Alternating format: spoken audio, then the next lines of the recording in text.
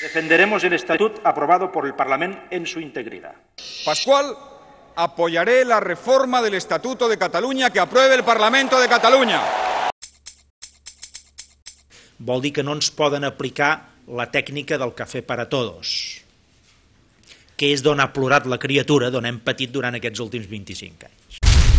Vull adreçar un missatge en aquest sentit també del tràmit per Madrid, un missatge de confiança en el país. No sabem en què ens trobarem exactament, però res d'actituds de renúncies i rebaixes prèvies.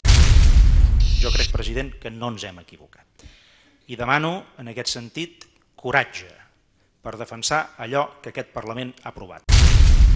Si volen l'acord, s'han de moure i s'han de moure molt. Sobretot en allò que us deia, finançament, nucli bàsic de l'Estatut, definició de Catalunya des d'una òptica nacional.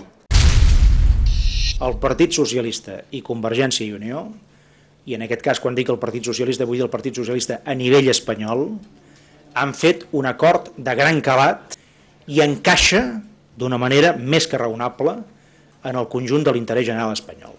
Volem l'acord des de Convergència i Unió, però no a qualsevol preu.